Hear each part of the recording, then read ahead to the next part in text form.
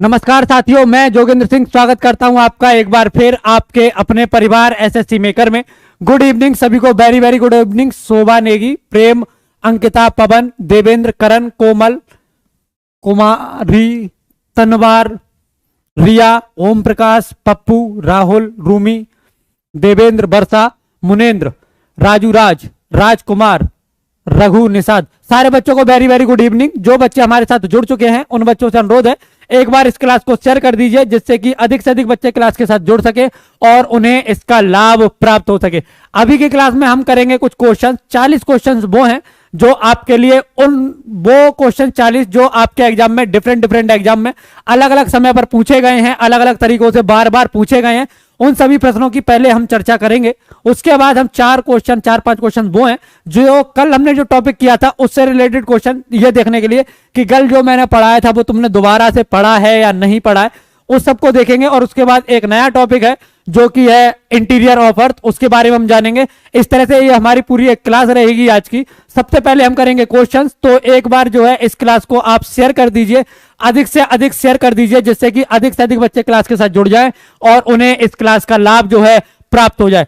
ठीक है, यह है आपका 28वां क्लास जीएस स्पेशल का, जो कि आपके हर एग्जाम के लिए, चाहे आप किसी भी एग्जाम की तैयारी कर रहे हो, यूपीएससी को छोड़कर हर एग्जाम के लिए ये आपकी क्लास है, तो इसे आपको याद रखना है। यह है आपके सामने पहला प्रश्न, शिवालिक पहाड़ियां। शिवालिक पहाड़ियां निम्न में से किसका हिस्सा है? आपको बताना है इनमें से किसका हिस्सा है शिवालिक पहाड़ियां। यह आपको बताना है। अरावली, पश्चिमी घाट, हिमालय और सतपुड़ा, यह आपको बताना है। क्वेश्चन है आपका पहला, बताओ जरा क्या हो जाएगा। और इस क्लास को आपको शेयर जरूर करना है। याद रखिएगा क्या हो जाएगा, सही जवाब हो जाएगा आपका सी, यानी कि हिमालय। शिवालिक जो पहाड़ियां ये हिमालय का हिस्सा है। याद रखिएगा अरावली जो पहाड़ी है, जो पश्चिमी घाट पहाड़ी है, और जो हिमालय की पहाड़ियां हैं, इनकी सबसे ऊंची चोटी कौन कौन सी है, ये आपको कमेंट में लिखकर बतानी है। अरावली की सबसे ऊंची चोटी कौन सी है, तो याद रखिएगा इसका नाम है गुरु शिखर। क्या नाम है इसका? नाम है गुरु शिखर, ये आपको याद रखना है। पश्चिमी घाट की सबसे ऊंची चोटी है अनाई मुड़ी। क्या है? अनाई मुड़ी, ये आपको याद रखना है। और जो हिमालय की सबसे ऊंची चोटी है ये है एवरेस्ट। कौन सी है? एवरेस्ट। अच्छा, एक बात और बताओ, पूरी तरह से भारत में स्थित, पूरी तरह से भारत में स्थित हिमालय की कौन सी पहाड़ी है? कौन सी पहाड़ी है जो पूरी तरह से, या कहें भारत की सबसे ऊंची पहाड़ी, ऐसे समझो इसे, भारत की सबसे ऊंची पहाड़ी जो पूरी तरह से भारत में स्थित है, क्या नाम है उसका? तो याद रखिएगा उसका नाम है कंचनजंगा। क्या है? कंचनजंगा। कहां पर स्थित है ये है सिक्किम में स्थित, सिक्किम और नेपाल के बॉर्डर पर ये स्थित है, तो इसे आपको याद रखना है। ठीक है, चलिए अगला प्रश्न। अगला प्रश्न है आपका क्वेश्चन नंबर 2। शिवालिक श्रेणी का निर्माण हुआ है, ये कुछ युग दिए गए हैं, आपको बताना है कि शिवालिक जो श्रेणी है उसका निर्माण कब हुआ है। इयोजोइक में, मतलब इयोजोइक युग में, या पैलियोजोइक युग में, मेसोजोइक युग में, या फिर सेनोजोइक युग में। याद रखिएगा क्या हो जाएगा, सही जवाब हो जाएगा आपका डी, यानी कि सेनोजोइक युग में। इसे एक नाम से और जाना जाता है जिसे कहते हैं प्लायोसीन युग। कौन सा? प्लायोसीन युग। अगर कभी एग्जाम में प्लायोसीन युग आए या फिर आए सेनोजोइक युग, दोनों ही जो है इसके लिए सही हो जाएंगे। चाहे वो सेनोजोइक युग आए या फिर प्लायोसीन युग आए, दोनों ही इसके लिए सही हो जाएंगे, तो ये आपको याद रखना है। ठीक है, लावण्या बहुत अच्छे। निक्की, चलो अगला प्रश्न। अगला प्रश्न है आपका ये, भारत की दक्षिणतम पर्वत श्रेणी है, आपको बताना है जो भारत है उसकी दक्षिणतम पर्वत श्रेणी हम पूछ रहे हैं कौन सी, सबसे दक्षिण में जो पर्वत श्रेणी है वो कौन सी है, बताओ जरा। कौन सी श्रेणी है जो पूरी तरह से दक्षिण में स्थित है? नीलगिरी मतलब सबसे दक्षिण में, अन्नामलाई, कार्डामम, या फिर नल्लामलाई, कौन सी है? तो याद रखिएगा क्या हो जाएगा, सही जवाब हो जाएगा इसका सी, कार्डामम। इसे जो है इलायची पहाड़ियां भी कहते हैं। कौन सी? यहां पर इलायची बहुत अधिक होती है, इसलिए इलायची पहाड़ियां भी इसे कहा जाता है, तो ये आपको याद रखना है। ठीक है, चलिए अगला प्रश्न। अगला प्रश्न है आपका ये क्वेश्चन नंबर 4, सेवराय पहाड़ियां कहां पर स्थित हैं? राज्य दिए गए हैं, आपको बताना है जो सेवराय पहाड़ियां हैं वह किस राज्य में स्थित है, ये आपको बताना है। इस क्लास को आपको शेयर करना है, अगर आपने नहीं किया है तो लाइक भी जरूर कीजिएगा। आपको बताना है कि जो सेवराय पहाड़ियां हैं, याद रखिएगा ये कौन सी पहाड़ियां हैं, ये पश्चिमी घाट की पहाड़ियां, किसकी? पश्चिमी घाट की ये पहाड़ियां हैं। और ये कहां पर स्थित है? तो याद रखिएगा ये स्थित है तमिलनाडु में। कहां पर? इनकी अवस्थिति जो है, इनकी जो लोकेशन है, ये जो लोकेटेड है ये तमिलनाडु में लोकेटेड है, तो ये आपको याद रखना है, ठीक है। अगला प्रश्न, प्रश्न नंबर है आपका 5, मानव शरीर में संक्रमण को रोकने में मदद करने वाला विटामिन है, आपको बताना है इनमें से वह विटामिन कौन सा है जो संक्रमण को, शरीर में संक्रमण को रोकने के लिए जो है उपयोग करता है या संक्रमण को रोकता है, मानव शरीर में जो संक्रमण होता है उसे रोकता है। साथ में यह बताओ जितने भी ऑप्शन में आपके विटामिन लिखे हैं इनका दूसरा नाम क्या है, साथ में यह बताओ कि इनकी कमी से कौन सा रोग होता है। जैसे इसका जो सही जवाब हो जाएगा ये हो जाएगा आपका ए, यानी कि विटामिन ए। इसका एक नाम है रेटिनॉल। क्या नाम है? याद रखिएगा इसका जो नाम है ये हो जाएगा रेटिनॉल। और इसकी कमी से जो रोग होता है वह होता है रतौंधी। कौन सा होता है? इसकी कमी से रोग होता है रतौंधी, ये आपको याद रखना है। ये जो डी है इसका नाम है कैल्सीफेरॉल। क्या नाम है? कैल्सीफेरॉल। इसकी कमी से रोग होता है रिकेट्स। कौन सा रोग होता है? इसकी कमी से जो रोग होता है वह होता है रिकेट्स, ये आपको याद रखना है। विटामिन बी, इसका नाम है थायमीन, और इसकी कमी से रोग होता है अल्जाइमर। कौन सा होता है? अल्जाइमर। तो ये आपको याद रखना है। विटामिन सी, इसे कहते हैं एस्कॉर्बिक एसिड। क्या बोलते हैं? Ascorbic acid. और इसकी कमी से कौन सा रोग होता है? तो याद रखिएगा इसकी कमी से रोग होता है एनीमिया। सॉरी, एनीमिया होता है B12 की वजह से। इसकी कमी से होता है स्कर्वी। Ascorbic scurvy. कौन सा? स्कर्वी। याद रखिएगा। एक है आपका विटामिन B12, यह भी कई बार आपके एग्जाम में पूछा गया है। इसका नाम है कोबालामिन। क्या है? कोबालामिन। और इसकी वजह से जो रोग होता है वह होता है अनीमिया, एनीमिया। तो यह आपको याद रखना है। कौन सा? एनीमिया।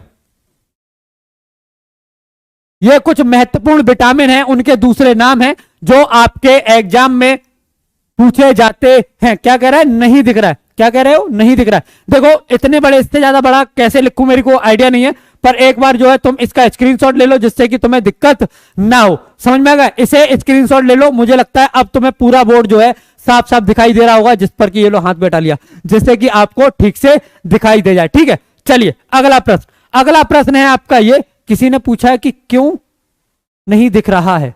अच्छा, आपस में ही बात कर रहे हो। अगला क्वेश्चन है आपका ये, कौन सा सही सुमेलित नहीं है? आपको बताना है इनमें से कौन सा जो है सही सुमेलित नहीं है, करेक्टली मैच्ड नहीं है। कौन सा जो है वह करेक्टली मैच्ड नहीं है, कौन सा सही सुमेलित नहीं है? लिपुलेख उत्तराखंड में है, नाथुला, ये सभी दर्रे हैं। लिपुलेख दर्रा उत्तराखंड में है, नाथुला अरुणाचल प्रदेश में है, रोहतांग हिमाचल प्रदेश में है, और पालघाट केरल में है। बताओ जरा कौन सा एक जो है इसमें सुमेलित नहीं है, ये आपको बताना है। इस क्लास को आपको शेयर भी करना है, अगर आपने नहीं किया है तो इस क्लास को आपको शेयर करना है, इसे आपको लाइक भी करना है। ठीक है, बढ़िया। हाँ, विटामिन बी की कमी से बेरी बेरी भी होता है। मतलब बहुत से रोग होते हैं जो मुझे मिला, जो मुझे लगा कि तुम्हें नया हो, जो तुम्हें जानना चाहिए, इसलिए मैंने वो बताया। ठीक है, क्या हो जाएगा? इसका सही जवाब हो जाएगा आपका बी, नाथुला जो है ये पाया जाता है सिक्किम में। किसमें? जैसे अगर तुम कभी सर्च करोगे ना थायमीन की कमी से कौन सा रोग होता है, तो सबसे पहले अल्जाइमर लिखा हुआ आएगा। ठीक है, बढ़िया। क्योंकि कभी कभी विटामिन बी वन ना देकर आपसे सीधे सीधे यह पूछा जा सकता है कि थायमीन की कमी से कौन सा रोग होता है। ठीक है, क्या हो जाएगा? नाथुला जो दर्रा है ये कहां पर है? ये सिक्किम में है, तो ये आपको याद रखना है। अगला प्रश्न है आपका ये, कौन सी नदी रिफ्ट घाटी या भ्रंश द्रोणी से होकर बहती है? इनमें से कौन सी वह नदी है जो भ्रंश द्रोणी या रिफ्ट वैली से होकर बहती है? तो याद रखिएगा इसका सही जवाब हो जाएगा आपका ए, यानी कि नर्मदा। और ये निकलती कहां से है? ये निकलती है अमरकंटक से। कहां से निकलती है? अमरकंटक से यह निकलती है, ये आपको याद रखना है। और एक चीज और याद रखनी है, ये कहां बहती है, ये पश्चिम की ओर बहने वाली नदी है। किस ओर?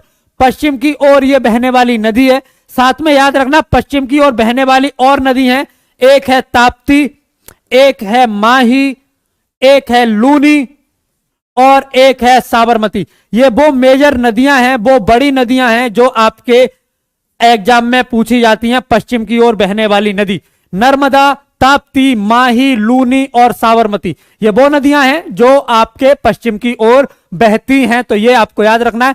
और जो नर्मदा है, ताप्ती है, माही है, ये बनाती, लूनी और साबरमती को छोड़कर जो ताप्ती और जो नर्मदा है ये बनाती हैं एस्चुरी।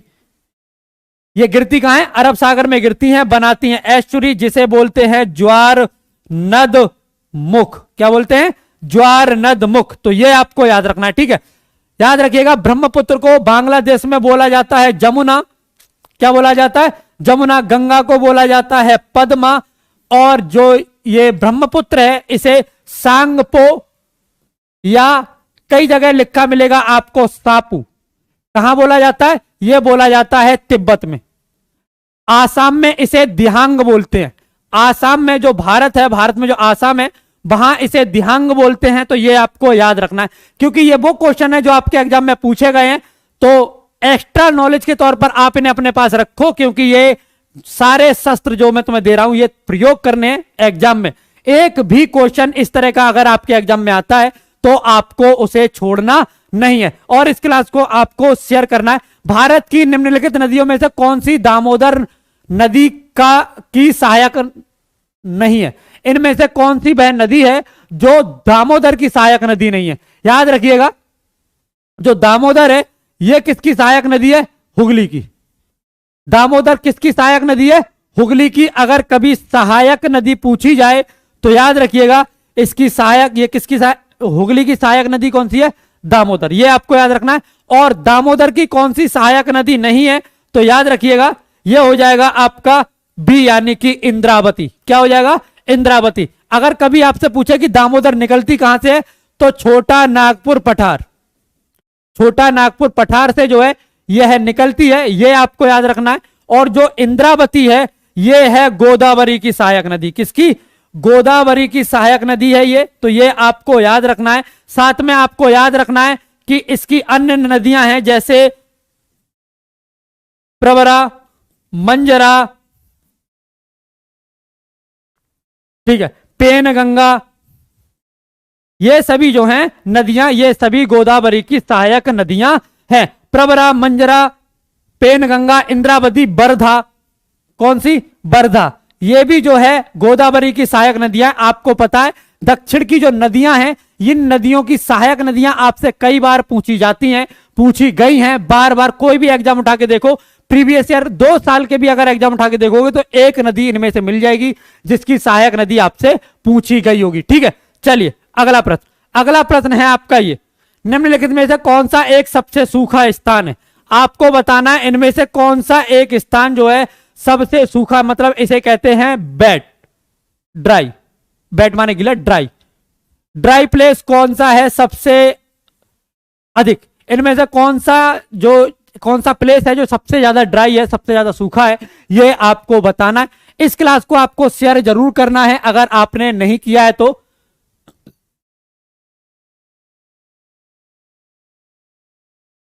बताओ जरा क्या हो जाएगा? आप अपना रेजुलेशन कम कर लो, सारी समस्याओं का जड़ समाधान। क्या हो जाएगा?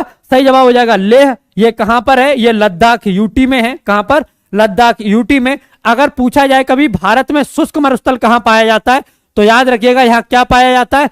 शुष्क, सॉरी ऐसा कह सकते हैं ठंडा मरुस्थल। क्या? ठंडा मरुस्थल कहां पाया जाता है? शीत मरुस्थल कहां पाया जाता है? कौन सा? शीत मरुस्थल कहां पर पाया जाता है? तो याद रखिएगा यह पाया जाता है लेह में। कहां पर? लेह में यह पाया जाता है, तो यह आपको याद रखना है। अगला, इनमें से कौन सा सुमेलित नहीं है यह आपको बताना है। Sriharikota Andhra Pradesh, Thumba Kerala, Bhabha atomic research centre Karnataka और पोखरण राजस्थान। श्रीहरिकोटा आंध्र प्रदेश में है, सही है। थुम्बा केरल में है, यह भी सही है। भाभा एटॉमिक रिसर्च सेंटर ये महाराष्ट्र में है। कहां पर है? ये महाराष्ट्र में है, ये आपको याद रखना है। पोखरण राजस्थान में है, ये बिल्कुल सही है। तो सही जवाब हो जाएगा इसका सी। क्या हो जाएगा? सही जवाब हो जाएगा इसका सी। तो ये आपको याद रखना, पोखरण राजस्थान में ही है पवन प्रजापति।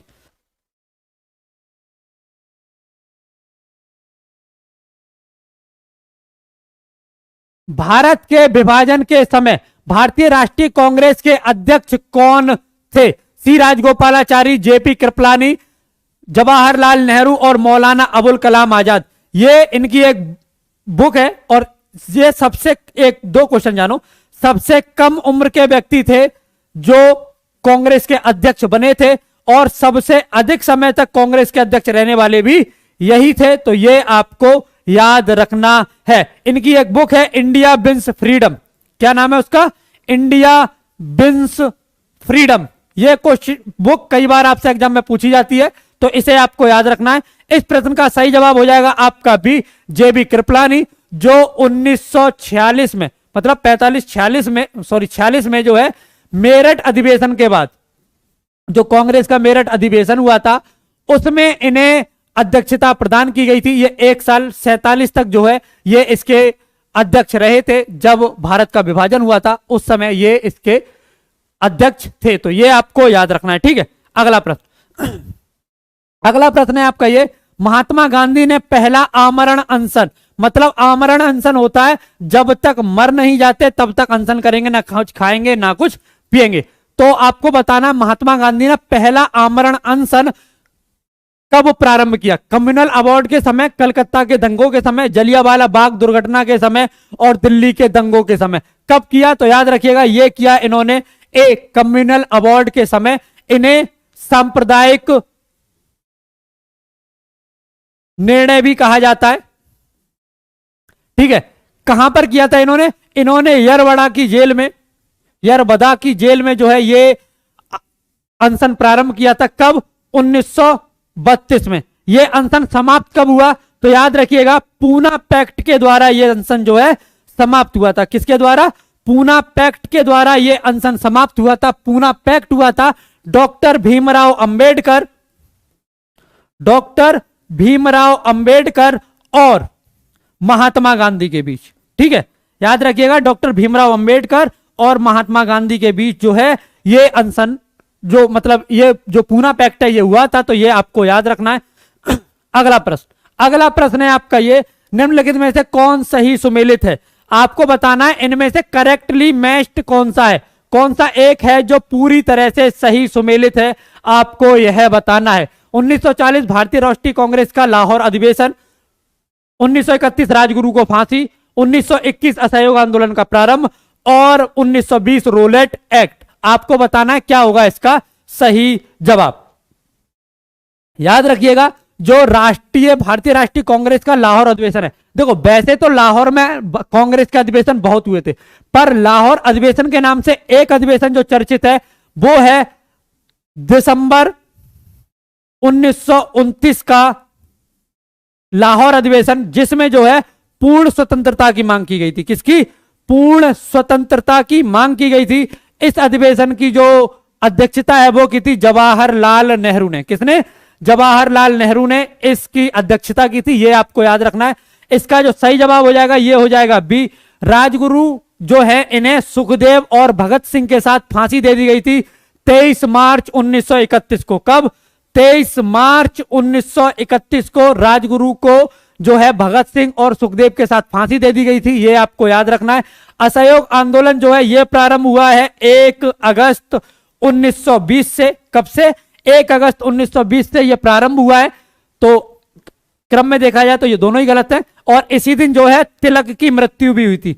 जो तिलक थे जिन्हें इंडियन अनरेस्ट कहा था बैरेंटाइन सरोल ने, किसने? बैरेंटाइन सरोल ने। इनकी मृत्यु भी 1 अगस्त 1920 को हो गई थी। जो रोलेट एक्ट है यह प्रारंभ हुआ है, गांधी जी ने किया था 1919 में। कब? 1919 में रोलेट एक्ट प्रारंभ हुआ था। तो यह आपको याद रखना है। इस क्लास को आपको शेयर करना है, अगर आपने नहीं किया है तो इसे आप लाइक भी कीजिए, इसे शेयर कीजिए। अधिक से अधिक बच्चों तक इस क्लास को आपको पहुंचाना है। आपकी जीएस स्पेशल की क्लास है, बहुत महत्वपूर्ण क्लास है। इसमें वो प्रश्न आप कर रहे हैं जो आपके एग्जाम में पूछे जाते हैं, जो बार बार कहीं ना कहीं ये क्वेश्चंस आपसे टकरा जाएंगे। लाहौर अधिवेशन कब हुआ, इसकी अध्यक्षता किसने की, पूर्ण स्वतंत्रता की मांग किस अधिवेशन में हुई, किसने इसकी अध्यक्षता की थी, कौन सी डेट थी, कौन सा दिन था, कौन सा महीना था, असहयोग आंदोलन कब हुआ, तिलक की मृत्यु कब हुई। तो ये वो क्वेश्चन है जो आपके एग्जाम में आपको देखने को मिल जाते हैं। अगला प्रश्न है आपका 14, कांग्रेस ने प्रथम बार मुस्लिम समुदाय के लिए पृथक निर्वाचन, मतलब जो पृथक निर्वाचन है मुस्लिम समुदाय के लिए, यह प्रणाली को स्वीकार कर लिया कांग्रेस ने सबसे पहले कब। और ये जो स्वीकारता है जो कांग्रेस ने की, ये एक तरह से की जाए, कहा जाए तो जो मुस्लिम लीग है इसकी एक सकारात्मक जीत के रूप में देखा जा रहा था, इसकी जीत के रूप में इसे देखा गया था। आपको बताना है कब जो है कांग्रेस ने यह स्वीकार किया था। तो याद रखिएगा 1916 में हुआ था लखनऊ समझौता। कब हुआ, क्या हुआ था, लखनऊ समझौता। और इसी में जो है ये 20 सूत्रीय मांग थी, जो 16 सूत्रीय मांग थी जो कि आपकी स्वीकार कर ली गई थी, जिसमें एक ये था कि जो मुस्लिम हैं उनके लिए पृथक निर्वाचन की जो प्रणाली है उसे स्वीकार कर लिया गया। तो ये आपको याद रखना है। मोटिवेशन लाइन सुननी है तो कुछ और देख लो, यहां सिर्फ वो चल रहा है। अगर तुम एग्जाम की तैयारी कर रहे हो, कमाल की बात है, अगर तुम एग्जाम की तैयारी कर रहे हो, क्वेश्चन तुम पढ़ रहे हो और फिर भी तुम्हें मोटिवेशन नहीं आ रहा, तो मैं तो क्या, कोई और भी तुम्हें मोटिवेट नहीं कर सकता। ज्यादा से ज्यादा क्या होगा, मोटिवेशन सुनने के बाद 2-4 मिनट के लिए तुम उतावले हो जाओगे कि नहीं मैं ये करके रहूंगा। 5 मिनट के बाद तुम कहोगे छोड़ो यार, जो हो रहा है होने दो, मस्त सुकून से सोते हैं, फिल्म देखते हैं, वीडियो स्क्रॉल कर लेते हैं, कुछ और कर लेते हैं, बस पढ़ाई नहीं करते हैं। बाकी डोपामाइन जिससे रिलीज होता है तुम सब करोगे, पर पढ़ाई नहीं करोगे। तो मोटिवेशन अंदर से आता है। आग अगर अंदर लगी है तभी तुम कुछ कर पाओगे, वरना मुश्किल है। एक बात बताओ, क्वेश्चन है आपका, अनवर ए सुहेली नामक ग्रंथ निम्नलिखित में से किसका अनुवाद है? पंचतंत्र का, महाभारत का, रामायण का या सूरसागर का? इनमें से जो अनवर ए सुहेली जो नामक ग्रंथ है, यह बताना है कि इनमें से किसका अनुवाद है। तो याद रखिएगा ये अनुवाद है पंचतंत्र का। पंचतंत्र के रचयिता हैं विष्णु शर्मा। कौन है? विष्णु शर्मा। कमाल की बुक है। याद रखिएगा सबसे ज्यादा, विश्व में सबसे ज्यादा जिसका अनुवाद हुआ है भारतीय पुस्तक का, वो यही है। सबसे ज्यादा अलग अलग भाषाओं में जिसका अनुवाद हुआ है वह यही है, पंचतंत्र। तो ये आपको याद रखना है, ठीक है। अगला प्रश्न,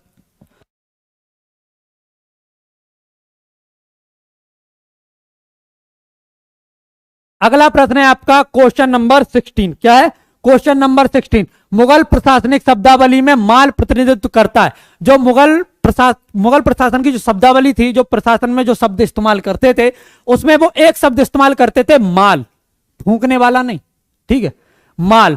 इसका क्या अर्थ था? ये आपका आजकल माल वही फूंकने वाला ही चल रहा है, हर जगह देखोगे तो बस वही चल रहा है।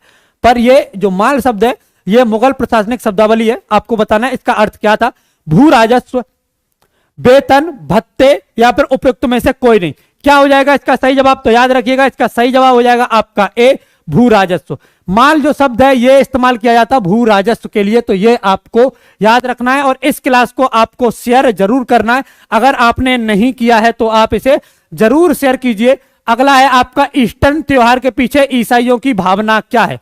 जो ईसाई हैं उनकी क्या भावना है ईस्टर त्योहार के पीछे? इस दिन ईसा ने उपदेश दिया था, ईसा ने संसार से विदा ली, ईसा नाज रथ में गए और इस दिन ईसा पुनर्जीवित हो गए। तो याद रखिएगा जो ईस्टर त्योहार है, तो ईसाई जो मानते हैं कि इस दिन जो है, जो ईसा थे, जो ईसा मसीह थे, वो पुनः जीवित हो गए, यानी कि दोबारा जीवित हो गए थे। तो ये आपको याद रखना है। क्या हो जाएगा? सही जवाब हो जाएगा आपका डी। और इस क्लास को आपको शेयर जरूर करना है। देखिए एक ये कथन है, आपको बताना है कि किस ग्रंथ में ये कथन कहा गया है।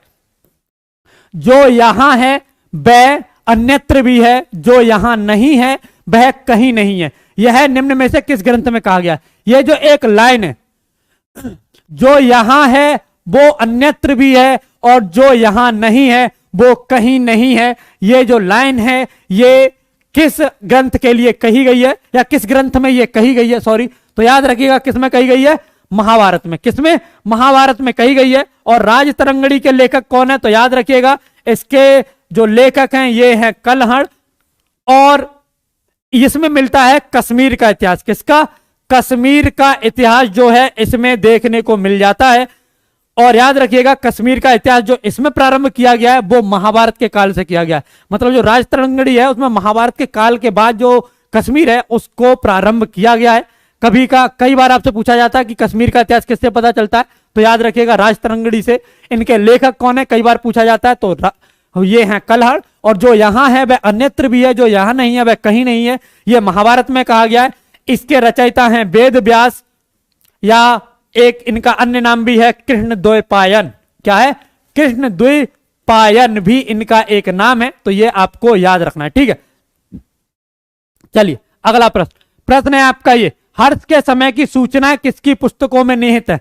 आपको बताना है इनमें से किसकी पुस्तक में जो है हर्ष के जो हर्ष थे उनकी सूचनाओं के बारे में पता चलता है। एक तो पता चलता है हर्षचरित से। किससे? हर्षचरित से, जो कि रचना है बाणभट्ट की, जो कि इनके दरबारी कवि थे। किससे? बाणभट्ट से। इसके अलावा और किससे इसका पता चलता है? तो याद रखिएगा इसके अलावा और जो जिनसे इसका पता चलता है वो है कलहड़। कलहड़ की जो पुस्तक है राजतरंगिणी, इसमें हर्ष के बारे में भी जिक्र किया गया है। जो राजा हर्ष हैं इनके बारे में भी इसमें जिक्र किया गया है। कालिदास की पुस्तकें हैं मेघदूतम, याद रखना कौन सी? मेघदूतम, कुमार संभव और अभिज्ञान शाकुंतलम। अभिज्ञान ये नाटक और पुस्तकें, अभिज्ञान शाकुंतलम,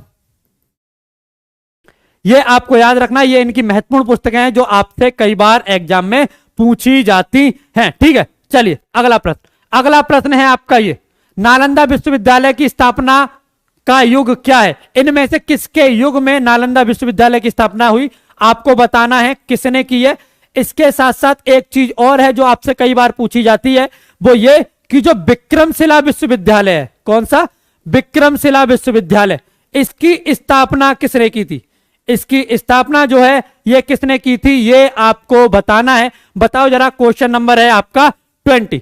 क्वेश्चन नंबर है आपका 20, आपको बताना है इसका सही जवाब क्या हो जाएगा। याद रखिएगा जो नालंदा विश्वविद्यालय है इसकी जो स्थापना है ये की गई है गुप्त काल में। कब? गुप्त काल में इसकी स्थापना की गई है।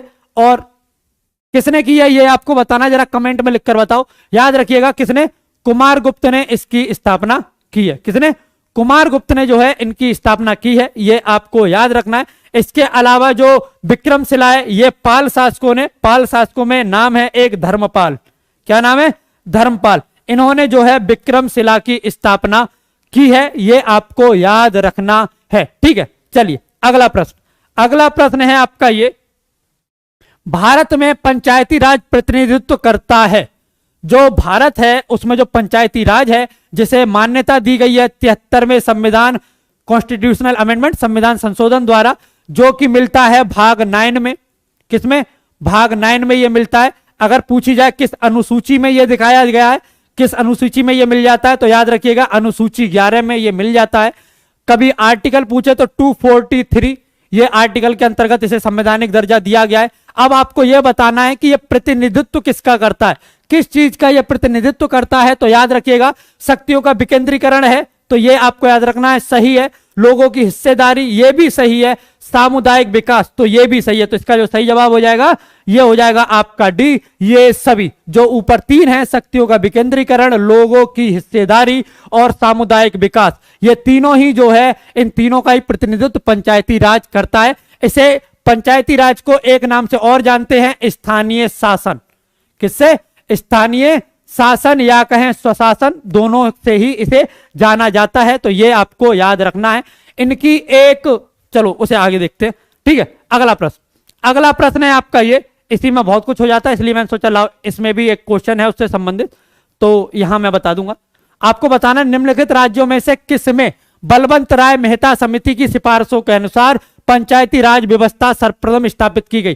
पंचायती राज व्यवस्था स्थापित की गई थी, पर संवैधानिक जो अधिकार है इसे 73वें संविधान संशोधन द्वारा 1993 में दिया गया था। तो यह आपको याद रखना है। बस आपको यह बता देना है कि जो बलवंत राय मेहता समिति है किससे संबंधित है? यह पंचायती राज से है। इसके साथ साथ एक है आपकी सिंघवी समिति, यह भी आपसे कई बार पूछी जाती है, तो यह भी पंचायती राज से ही संबंधित है, यह आपको याद रखना है। सबसे पहले पंचायती राज की व्यवस्था की गई, जो स्थापना है यह की गई थी राजस्थान में। कब की गई थी? तो नोट कर लो, 2 अक्टूबर 1959 को। कब? 2 अक्टूबर 1959 को जो है इसकी स्थापना सबसे पहले राजस्थान में की गई। इसके बाद जो दूसरा स्टेट है वह है आंध्र प्रदेश। कौन सा दूसरा स्टेट है? आंध्र प्रदेश, जिसमें इसकी स्थापना की गई थी। और इसकी स्थापना जो राजस्थान में एक जगह है नागौर जिला। कहां? नागौर। नागौर में सबसे पहले इसकी स्थापना की गई थी, यह आपको याद रखना है। अगला प्रश्न है आपका ये, निम्नलिखित में से दलीय व्यवस्था किस एक व्यापक व्यवस्था का अंग है? जो दलीय व्यवस्था है इनमें से कौन सी एक व्यवस्था का व्यापक अंग है, यह आपको बताना है। और इस क्लास को जो है आपको शेयर जरूर करना है, आपने नहीं किया है तो इसे शेयर करो, इसे लाइक करो। यह क्लास आप लोगों के लिए महत्वपूर्ण है। जो क्वेश्चंस मैंने बताए हैं, इसके अलावा जो एक्स्ट्रा नॉलेज मैंने दी है, हर नॉलेज जो मैंने आपको बताई है, हर एक लाइन आपके एग्जाम में बार बार पूछी गई है। हर एक लाइन, नॉट इवन क्वेश्चंस, इसके अलावा जो लाइंस जो मैंने बताई हैं, जैसे इसके ये भी जुड़ा हुआ, जो भी जुड़ी हुई बातें मैंने बताई हैं, सारी आपके एग्जाम में पूछी गई हैं। इसका सही जवाब हो जाएगा आपका राजनीतिक व्यवस्था। क्या हो जाएगा? सही जवाब हो जाएगा आपका राजनीतिक व्यवस्था। तो ये आपको याद रखना है, ठीक है। अगला प्रश्न, इंडिपेंडेंस लेबर पार्टी का संस्थापक कौन था? आपको बताना है इंडिपेंडेंस लेबर पार्टी जो है इसका संस्थापक कौन था। यह पार्टी कब गठित की गई थी? याद रखिएगा, कब? 1936 में। कब? 1936 में यह गठित की गई थी। किसने गठित की थी? याद रखिएगा, डॉक्टर भीमराव अंबेडकर ने। इनकी कुछ पत्रिकाएं हैं जो कि आपके एग्जाम में कई बार पूछी जाती हैं। जैसे एक है आपकी मूक नायक। क्या है? मूक नायक। बहिष्कृत भारत, ठीक है। एक है इनकी जनता, एक है इनकी समता। ये वो पत्रिकाएं हैं जो डॉक्टर भीमराव अंबेडकर ने निकाली थी अपने समय पर। सबसे पहली पत्रिका जो इन्होंने निकाली थी यह थी मूक नायक। याद रखिएगा, यह क्वेश्चन आपका महत्वपूर्ण है, कई बार आपके एग्जाम में पूछा गया है, ठीक है। और इन्होंने बहिष्कृत सभा का भी गठन किया था, तो यह भी आपको याद रखना है, ठीक है। चलिए अगला प्रश्न। अगला प्रश्न है आपका ये, न्यायालय द्वारा अपराधी घोषित किए गए व्यक्ति को चुनाव लड़ने के लिए अयोग्य करार देने का निर्णय किया गया है। आपको बताना है इनमें से किसने जो है उन व्यक्तियों को अयोग्य साबित कर दिया है या साबित कर दिया है जो चुनाव लड़ने से, जो किसी अपराधी के मामले में जो है जेल वगैरह गए होंगे। फिर से पढ़ो, न्यायालय द्वारा अपराधी घोषित किए गए, मतलब न्यायालय ने, कोर्ट ने जिन्हें अपराधी घोषित कर दिया है उन्हें चुनाव लड़ने के अयोग्य कर दिया है। इनमें से किसके द्वारा? भारत सरकार द्वारा, सर्वोच्च न्यायालय द्वारा, निर्वाचन आयोग द्वारा। निर्वाचन आयोग याद रखिएगा आर्टिकल 324 के अंतर्गत आता है, यह आपको जरूर याद रखना है। और संसद द्वारा। किसके द्वारा यह किया गया है? तो याद रखिएगा किसके द्वारा किया गया है?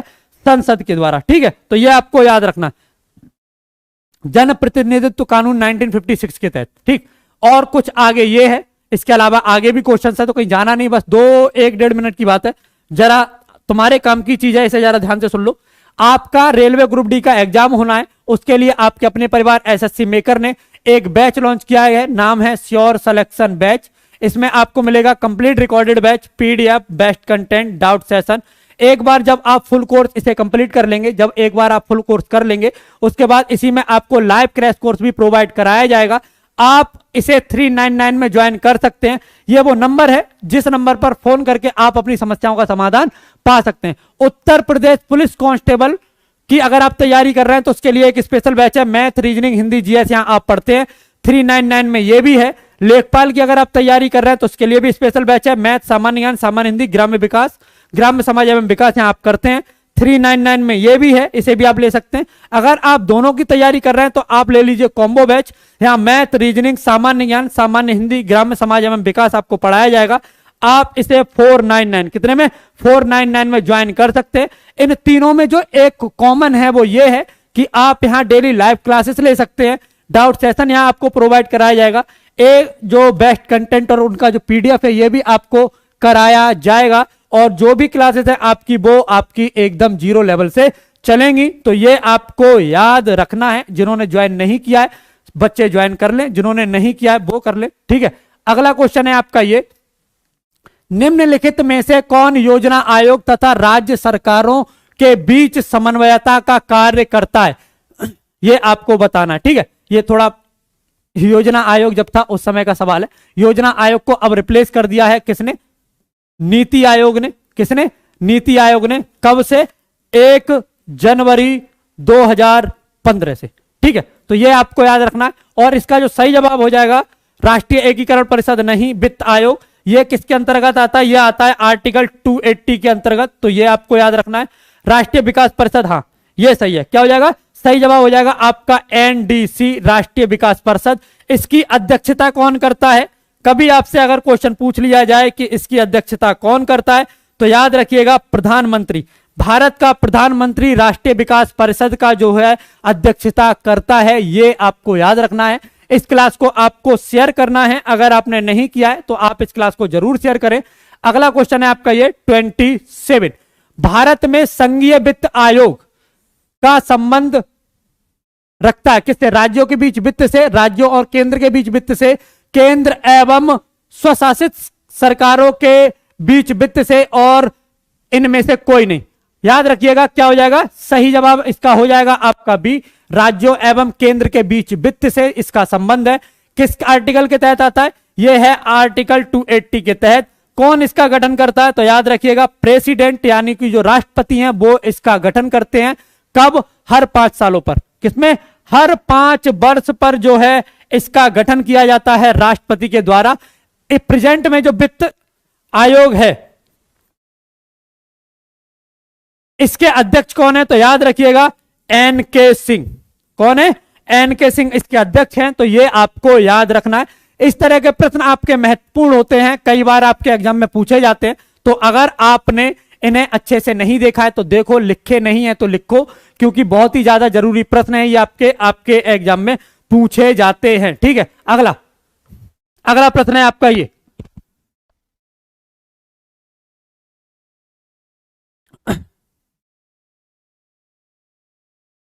प्रश्न है आपका ये भी प्रश्न आपका बहुत महत्वपूर्ण है। कई तरह से ये प्रश्न पूछा जाता है। प्रश्न है, निम्न में से कौन सा राज्य के उच्च न्यायालय का मुख्य क्षेत्राधिकार नहीं है? इनमें से कौन सा क्षेत्राधिकार जो है वह हाई कोर्ट्स का है ही नहीं, मतलब सिर्फ और सिर्फ सुप्रीम कोर्ट ही के पास ये अधिकार है। कौन सा? परामर्श संबंधी क्षेत्राधिकार, प्रारंभिक क्षेत्राधिकार, निरीक्षण का क्षेत्राधिकार, या अपीलीय क्षेत्राधिकार? तो याद रखिएगा सही जवाब हो जाएगा आपका ए, परामर्श संबंधी क्षेत्राधिकार। किसके तहत? आर्टिकल 143 के तहत। अगर राष्ट्रपति चाहे, मतलब किसी अगर उसे कोई समस्या है संविधान को लेकर, किसी चीज में वो हिलक गया है, उसे लगता है कि यार सलाह लेनी चाहिए, या कोई और चीज है देश से संबंधित जिस पर उसे सलाह लेनी चाहिए, तो वो सलाह किससे ले सकता है? याद रखिएगा सुप्रीम कोर्ट से। किससे? सुप्रीम कोर्ट से सलाह ले सकता है। इसमें 2 बातें और जो आपको याद रखनी है। अगर राष्ट्रपति, क्या? अगर राष्ट्रपति संविधान से संबंधित सलाह चाहता है, अगर राष्ट्रपति चाहता है कि संविधान में कोई प्रावधान है उससे रिलेटेड मुझे सलाह चाहिए, तो सुप्रीम कोर्ट को इस पर सलाह देनी अनिवार्य है। सुप्रीम कोर्ट अपनी सलाह जरूर देगा, मतलब नेसेसरी है, देनी ही है। अगर संविधान के इतर, संविधान के अलावा अगर राष्ट्रपति सलाह चाहता है तो जरूरी नहीं है कि सुप्रीम कोर्ट उस पर अपनी सलाह दे। उस पर अपनी सलाह देना के लिए मना भी कर सकता है सुप्रीम कोर्ट, अगर संविधान से संबंधित बात नहीं है तो इसे आपको याद रखना है, ठीक है। अगला प्रश्न है आपका ये, भारतीय संविधान के निम्नलिखित अनुच्छेदों में कौन राज्य की विधानसभाओं के निर्वाचन का प्रावधान प्रस्तुत करता है? इनमें से कौन सा एक आर्टिकल है जो ये कहता है कि जो विधानसभाएं हैं उनमें जो है निर्वाचन होना चाहिए, और उनकी जो सीटें हैं वो जैसे 500 से अधिक और 50 से कम नहीं होनी चाहिए। ऐसा जो प्रावधान है आपको बताना है किस अनुच्छेद के अंतर्गत है। इस क्लास को आपको शेयर जरूर करना है, अगर आपने नहीं किया है तो इस क्लास को शेयर करो, इसे आपको लाइक जरूर करना है। सर चैट भी पढ़ें, मतलब मैं यहां पढ़ाऊं भी, चैट भी पढ़ूं, फिर तुम्हें मतलब ठीक है। देखो ऐसा है, इस समय जो क्वेश्चन मैं करा रहा हूं वो जरूरी है, आपके एग्जाम में आते हैं, बार बार पूछे जाते हैं, मतलब अलग अलग तरह से। तो ज्यादा जरूरी है कि क्वेश्चंस पर ज्यादा ध्यान दो, ठीक है। तुम्हारा नाम मैं फिर कभी ले दूंगा, कहो तो अभी 5 मिनट खड़े होकर तुम्हारे नाम ही ले दूं, ऐसा नहीं करना है ना। तो जो क्वेश्चंस हैं उन पर ध्यान दो, वो ज्यादा जरूरी है। क्या हो जाएगा? सही जवाब हो जाएगा आपका ए, आर्टिकल 170। आर्टिकल 170 के तहत जो है ये लिखा गया है कि ठीक, आर्टिकल 170 में जो है ये लिखा है कि जो विधानसभा है उनके निर्वाचन का जो प्रावधान है ये आपके आर्टिकल 170 में दिया गया है। ठीक है, चलिए अगला क्वेश्चन है आपका 30। क्या है क्वेश्चन है आपका 30? भारत में न्यायिक सक्रियता संबंधित है। जो जुडिशियल रिव्यू है, जो न्यायिक सक्रियता है, यह किससे संबंधित है? प्रतिबद्ध न्यायपालिका से, जनहित याचिका से, न्यायिक पुनर्वलोकन से, और न्यायिक सक्रियता जो है वो किससे संबंधित है? न्यायिक पुनर्वलोकन ये होता है जस्टिस रिव्यू। क्या है? Judicial review. क्या होता है? Judicial review. ठीक है, न्यायिक सक्रियता इनमें से किससे संबंधित है? न्यायिक स्वतंत्रता से। किससे संबंधित है ये आपको बताना है। बढ़िया, क्या हो जाएगा? सही जवाब हो जाएगा आपका बी, जनहित याचिका से। इसे PIL भी कहते हैं, पब्लिक इंटरेस्ट लिटिगेशन। ठीक है, और आपको याद रखना है इसकी शुरुआत किसने की थी? तो जो न्यायमूर्ति थे उनका नाम था PN भगवती। PN भगवती ने जो है इसे प्रारंभ किया था। एक चीज और याद रखनी है, जो जुडिशियल रिव्यू है ये लिया है हमने USA से। किससे? USA के संविधान से हमने जो है जुडिशियल रिव्यू को अपने यहां पर लिया है, अपने यहां पर ग्रहण किया है। तो ये आपको याद रखना है। ठीक है, अगला प्रश्न है आपका ये 31। भारत में नाबार्ड बैंक पुनर्वित्त उपलब्ध नहीं कराता किन्हें? जो पुनर्वित्त है वो इनमें से किसे उपलब्ध नहीं कराता है? कौन? नाबार्ड। याद रखिएगा, नाबार्ड की जो स्थापना है ये हुई थी 1982 को। कब? 1982 को जो है इसकी स्थापना हुई थी। अनुसूचित व्यापारिक बैंकों को देता है, क्षेत्रीय ग्रामीण बैंकों को देता है, राज्य भूमि विकास बैंक को भी ये पुनर्वित्त उपलब्ध कराता है। बस जो निर्यात आयात बैंक है, यानी जिन्हें एग्जिम बैंक भी बोलते हैं, एक्सपोर्ट इंपोर्ट बैंक जिन्हें कहते हैं, इन्हें पुनर्वित्त जो है नाबार्ड उपलब्ध नहीं कराता है। ये आपको याद रखना है। ठीक है, और इस क्लास को आपको शेयर भी करना है। अगर आपने नहीं किया तो शेयर करो। अगला प्रश्न है, यह भी महत्वपूर्ण है। प्रश्न क्या कह रहा है? भारत में सिक्के जारी करने के लिए कौन अधिकृत है? मतलब किसे ये अथॉरिटी है, किसके पास ये पावर है कि वह भारत में जो सिक्के हैं, जैसे 5 रुपए का सिक्का, 2 रुपए का सिक्का, 1 का सिक्का, 10 रुपए का सिक्का, 20, 100, 150 जो सिक्के आप बीच बीच में देखते हैं किसी की जयंती के उपलक्ष्य में, किसी के जन्मदिन के उपलक्ष्य में, तो ये जारी कौन कर सकता है, किसके पास ये पावर है? तो याद रखिएगा, भारतीय reserve bank of India RBI, वित्त मंत्रालय, finance ministry, state bank of India SBI और राष्ट्रीय स्टॉक बाजार। इसका तो कोई मतलब ही नहीं है। याद रखिएगा, सही जवाब हो जाएगा आपका ए, रिजर्व बैंक ऑफ इंडिया। क्या हो जाएगा? Reserve bank of India. तो ये आपको याद रखना है। ठीक है, बढ़िया।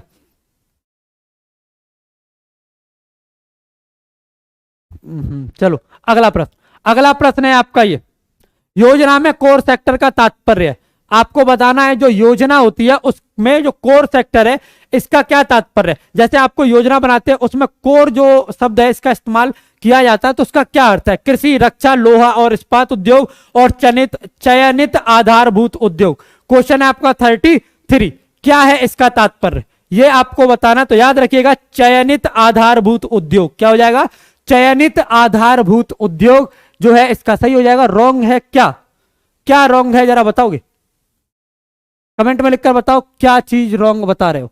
ठीक, अगला क्वेश्चन है आपका ये, 20 सूत्रीय आर्थिक कार्यक्रम सर्वप्रथम प्रारंभ किया गया था कब? 69, 75, 77, 80। कब किया गया था? 20 सूत्रीय आर्थिक कार्यक्रम।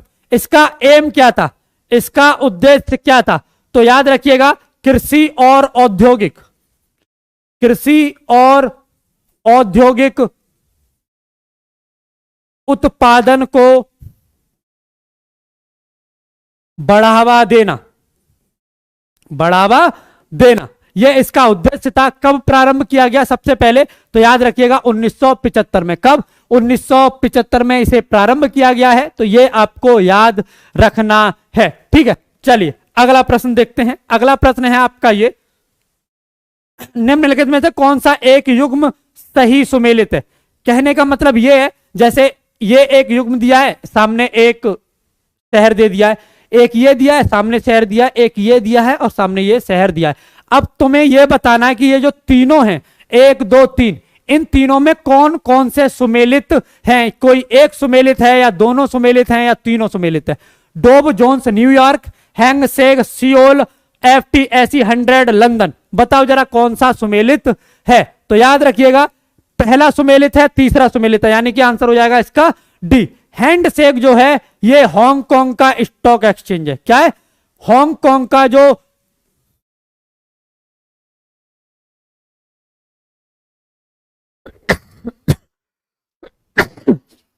हांगकांग का जो शेयर मूल सूचकांक है ये है जो हैंग सेस है, हैंग सेंग, ये कहां का है? ये हांगकांग का शेयर मूल सूचकांक है। बाकी डोव जोन्स न्यूयॉर्क का है, सही है। FTSE 100 लंदन का है, ये भी सही है। ठीक है, बहुत बढ़िया। चलिए अगला प्रश्न। अगला प्रश्न है आपका ये, अंड द्वार के माध्यम से पराग नलिका के प्रवेश को क्या कहते हैं? अंड द्वार के माध्यम से पराग नलिका के प्रवेश को कहते क्या है? अंड द्वारी प्रवेश, मध्य प्रवेश, निभागीय युग्मन और युग्मक संलयन। क्या हो जाएगा? सही जवाब हो जाएगा इसका एक। अगर कभी ये अंग्रेजी में पूछा जाए तो क्या हो जाएगा? ये हो जाएगा पोरोगैमी। इसे अंग्रेजी में कहते हैं पोरोगैमी। हो सकता है कभी इसकी जगह पर अंग्रेजी में ऐसे लिखा जाए पोरोगैमी।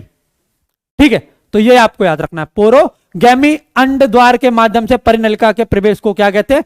पोरोगैमी। तो ये आपको याद रखना है। ठीक, अगला क्लोरोमाइसिटिन है। ये एक चीज है क्लोरोमाइसिटिन, मतलब एक तरह की दवाई है, जैसे पैरासीटामोल नहीं होती वैसी टाइप की। अब आपको बताना है क्या है? प्रतिरोधी है, प्रति आवसादक है, पीड़ाहारी है या प्रतिजीवाणुक है, यानी कि एंटीबैक्टीरियल।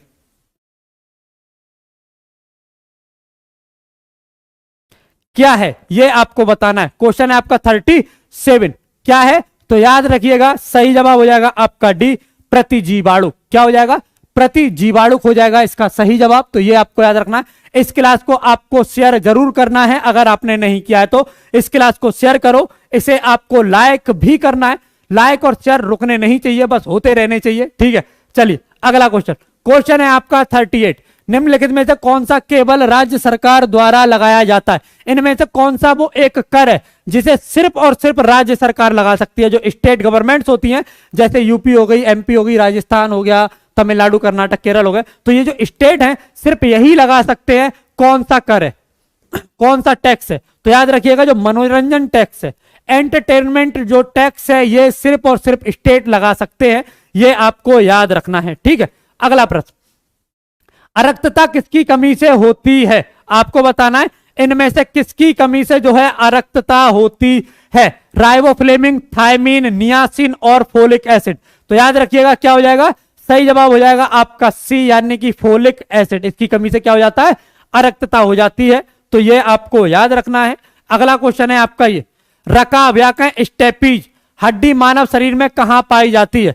जो रकाब है, जो स्टेपीज है, इसकी हड्डी मानव शरीर में कहां पाई जाती है, ये आपको बताना है। साथ में याद रखिएगा आपकी एक क्लास सुबह चलती है करंट अफेयर की, विभा मैम इस क्लास को कराती हैं। एक क्लास होती है आपकी 11 बजे, ग्रुप डी की क्लास है, जिसमें आप जो है प्रीवियस ईयर के वो क्वेश्चंस करते हैं जो आपके एग्जाम में बार बार पूछे जाते हैं, जिससे कि अगर अगले आगे भी एग्जाम में आए तो आप उन्हें सॉल्व कर सके। ये कराता हूं मैं, याद रखिएगा, इसे मैं कराता हूं। एक क्लास जो शाम को अभी 5 बजे चल रही है, ये है आपकी GS स्पेशल की क्लास, इसे भी मैं ही कराता हूं, तो इस क्लास के साथ भी जरूर जुड़िएगा। एक क्लास है आपकी रात 8 बजे। कब है? रात 8 बजे ये क्लास है। ये है मैथ और रीजनिंग की क्लास। किसकी? मैथ और रीजनिंग की ये क्लास है। ये कराते हैं आपके अपने अजय सर। तो इस क्लास के साथ भी आपको जरूर जुड़ना है। ठीक है, इसे आपको याद रखना है। रकाब या जो स्टेपीज है, ये है कान की हड्डी। किसकी? कान की हड्डी है ये। तो ये आपको याद रखना है। अब आगे क्वेश्चंस वो हैं जो कल हमने टॉपिक किया था, कॉन्टिनेंटल ड्रिफ्ट थ्योरी। तो उसका जो महाद्वीपीय विस्थापन जो हमने कल किया था, क्या? महाद्वीपीय विस्थापन जो हमने कल किया था, मैं जानना चाहता हूं कितने बच्चों को वो याद है या उन्होंने दोबारा से उसे रिवाइज किया। उससे संबंधित ये क्वेश्चन है जो आपके एग्जाम में पूछे गए हैं, पूछे जाते हैं। इन्हीं प्रश्नों को हम यहां पर करेंगे। चलो, पहला क्वेश्चन है आपका उससे संबंधित, यानी कुल नंबर क्वेश्चन नंबर 41 आपको बताना है क्या हो जाएगा इसका क्वेश्चन। महाद्वीपीय अलग कैसे हुए? जो महाद्वीप है, कहने का मतलब ये है, जो मैंने कल बताया था कि ये पृथ्वी है और ये पूरा भूखंड एक साथ था जिसे कहते थे पेंजिया, और ये जो महासागर था इसके चारों ओर इसे कहते थे पैंथलासा। कल ही बताया था ना मैंने, पैंथलासा। तो ये जो महाद्वीप है ये अलग कैसे हुआ? ज्वालामुखी फूटने से, विवर्तन की क्रिया से, चट्टानों के बलन और भ्रंशन से, या उपरोक्त सभी? किस कारण जो है ये अलग हुए थे ये आपको बताना है। तो याद रखिएगा किस कारण अलग हुए हैं? विवर्तन की क्रिया से, यानी कि जो प्लेट टेक्टोनिक क्रिया है उसके कारण ये अलग हुए हैं, उसके कारण ये टूटे हैं। ठीक है, ये आपको याद रखना है। ठीक, अगला क्वेश्चन। अगला क्वेश्चन है आपका ये, निम्नलिखित महाद्वीपों में से कौन सा गोंडवाना लैंड का भाग नहीं है? किसका? गोंडवाना लैंड का भाग नहीं है। याद करो कल ही है, ये जो पूरी पृथ्वी है इसका जो बड़ा भूखंड दो भागों में टूटा, एक ये और एक ये। इसे क्या कहा गया? इसे कहा गया लॉरेंसिया लैंड या कहें अंगारा लैंड। ठीक है, ये इसे नाम दिया गया और इसे दिया गया गोंडवाना लैंड। ठीक है, अब ये पूछ रहा है कि इससे टूटकर कौन कौन से देश बने थे। यहां पूछ रहा है कि कौन सा एक इनमें से इसे टूटकर नहीं बना। तो याद रखिएगा उत्तरी अमेरिका जो है ये नहीं बना है, इसका सही जवाब हो जाएगा ये। साउथ अमेरिका इसी से टूटकर बना है, किससे? गोंडवाना लैंड से। अफ्रीका इसी से टूटकर बना है, ये आपको याद रखना है। ठीक है, ऑस्ट्रेलिया भी इसी से टूटकर बना है, याद रखिएगा। प्लस मेडागास्कर इसी से टूटकर बना है, ये भी आपको याद रखना है। इंडिया भी इसी से टूटकर बना है, ये आपको याद रखना है। और जो अरब पेनिनसुला है, जो अरब प्रायद्वीप है, ये भी इसी से टूटकर बना है, तो ये आपको याद रखना है। ठीक है, लॉरेंसिया से टूट के क्या क्या बना है, लॉरेंसिया से टूटकर कौन कौन से बने हैं ये आपको बताना है। इसमें पूछा भारत प्राचीन सुपर महाद्वीप गोंडवाना लैंड का भाग था।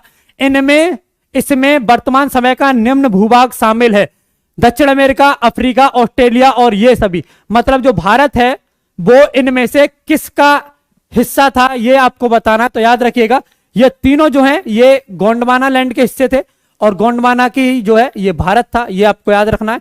जो लॉरेंसिया था या कहें जो अंगारा लैंड था, इससे टूटकर बना है नॉर्थ अमेरिका। ठीक है, ग्रीनलैंड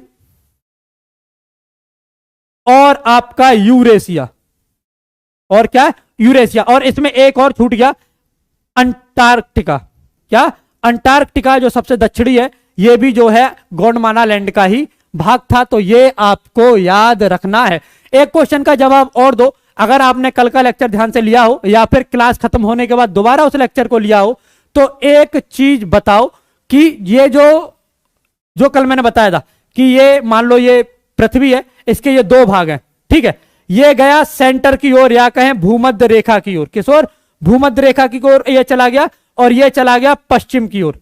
तो जो वैगनर थे उन्होंने क्या कारण बताया था इसका, कि जो ऊपरी भाग है वह उत्तर की ओर, मतलब सॉरी पश्चिम की ओर गति कर रहा है, और ये जो भाग है ये दक्षिण की ओर गति कर रहा है। इसका क्या कारण उन्होंने बताया था? बताओ जरा कमेंट में लिखकर क्या कारण बताया था। ठीक है, अगला क्वेश्चन है आपका ये, पृथ्वी पर मूलतः एक ही विशाल खंड था जिसे कहते हैं, क्या कहते हैं? उस विशाल भूखंड को क्या कहते हैं? जो महाद्वीप हैं जब सारे एक साथ जुड़े हुए थे, तो इस भूखंड को क्या कहते हैं? ये पृथ्वी, ये बड़ा सा भूखंड, इसे क्या कहते हैं? याद रखिएगा क्या कहते हैं? पेंजिया। क्या अर्थ होता है इसका? कल मैंने अर्थ भी बताया था। तो संपूर्ण पृथ्वी या संपूर्ण धरती। ठीक है, यह आपको याद रखना है। और उसका कारण था घूर्णन, मतलब जो पृथ्वी अपने अक्ष पर घूम रही है, इस कारण यह टूटकर अलग अलग दिशाओं में गए हैं। ये आपको, हाँ, घूमने के कारण। पूजा पूनम कटारिया, बहुत बढ़िया। ठीक है, क्या हो जाए इसका पेंजिया का अर्थ? इसका अर्थ होता है आपका संपूर्ण धरती। और जो पैंथलासा है, इसका अर्थ होता है जल ही जल। ठीक है, जल ही जल। ठीक, इतना हमने कल पढ़ लिया था। अब इसके आगे देखते हैं कि हमें क्या पढ़ना है, इसके आगे हमें क्या करना है, इसे देख लेते हैं। ये क्या है? ये है पृथ्वी, और ये जो बड़ा भूभाग है ये दो हिस्सों में टूट गया है ना। तो जब वैगनर साहब से पूछा गया था कि क्या कारण है, तो उन्होंने जो कारण दिए थे, वैज्ञानिकों ने उन कारणों को मानने से मना कर दिया। उन्होंने कहा था कि ऐसा कुछ भी नहीं हुआ था। तो अब हम जानते हैं कि ये टूटे क्यों। इसे टूटने के लिए जो इसका कारण है कि ये क्यों टूटे, उसे जानने के लिए हमें पढ़ना होगा प्लेट टेक्टोनिक। क्या?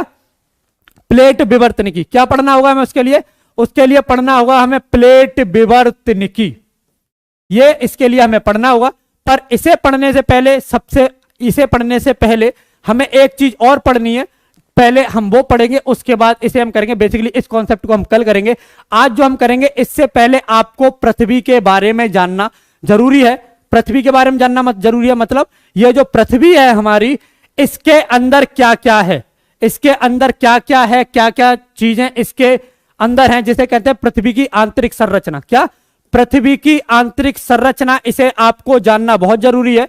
जब तक आप ये नहीं जानेंगे आपको नहीं पता चलेगा कि जो महाद्वीप है वो टूटे क्यों, क्यों महाद्वीप टूटकर एक दूसरे से अलग हो गए। ये अगर जानना है तो इसे जानने से पहले आपको पृथ्वी की आंतरिक संरचना को जानना होगा। तो इस टॉपिक को हम शुरू करने वाले हैं। तो शुरू करने से पहले एक बार इस क्लास को शेयर कर दीजिए, जिससे कि अधिक से अधिक बच्चे क्लास के साथ जुड़ जाएं। और याद रखिएगा, आज इसे शुरू करने के बाद कल मैं इससे रिलेटेड क्वेश्चन आपसे पूछूंगा।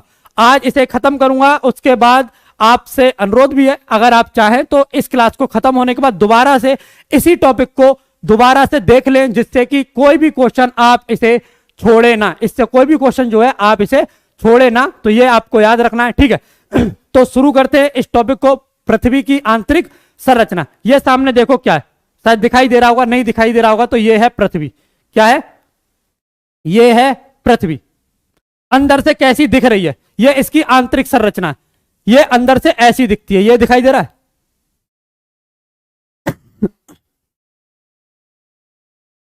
ये इससे कुछ दिखाई दे रहा है।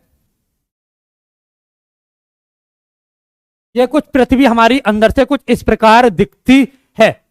अंदर का हिस्सा है पृथ्वी के अंदर। अभी जो तुम खड़े हो ये पृथ्वी के ऊपर खड़े हो, मतलब इस हिस्से पर खड़े हो। इसके अंदर कैसी दिखती है पृथ्वी? ऐसी दिखती है, ठीक है। इसे थोड़ा सा और सरल कर देते हैं आप लोगों के लिए कि क्या है इसके अंदर। ये इसे साइड से देखो, दिखाई दे रहा है, साइड से देखो दिखाई दे रहा है पृथ्वी के अंदर क्या है। ठीक, ये क्या है?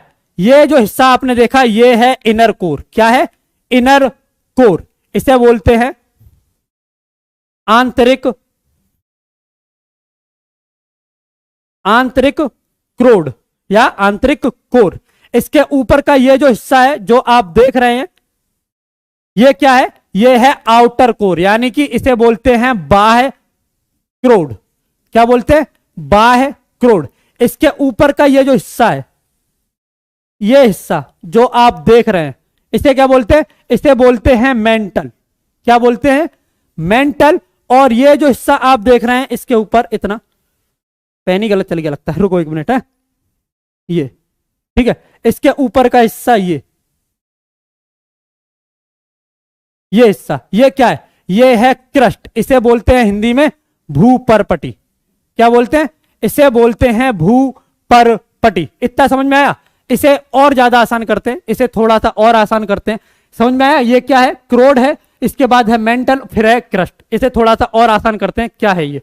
ठीक है, ये बवाल क्या है? देखो, इनके कहने का मतलब ये है कि ये है पृथ्वी। क्या है? ये है पृथ्वी, ठीक है। मान लो, है नहीं पर मानने की बात है कि मानो ये है पृथ्वी, तो इसके बीच का जो हिस्सा है इसे कहते हैं क्रोड। क्या कहते हैं? क्रोड। इसके जो ऊपर का हिस्सा है इसे कहते हैं मेंटल। क्या बोलते हैं? मेंटल। और इसे कहते हैं परपटी। क्या बोलते हैं? परपटी। समझ में आया? समझ में आया? बीच का जो हिस्सा है इसे बोलते हैं क्रोड, इसके ऊपर का हिस्सा है इसे बोलते हैं मेंटल, और इसके ऊपर का हिस्सा है इसे बोलते हैं परपटी। इतना समझ में आया? अब इसे थोड़ा सा और आगे बढ़ाते हैं जिससे कि समझ में आए। जैसे मान लो मैंने ये 3 गोले आपको लगाए हैं, अगर मैं इसे इस तरह से देखूं, अगर मैं इसे इतना हिस्सा इसका काट लूं तो ये कैसा निकलेगा?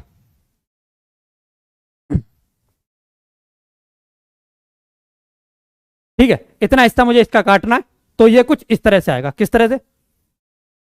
इसे छोड़ो, यहां से देखते हैं किस तरह से आएगा।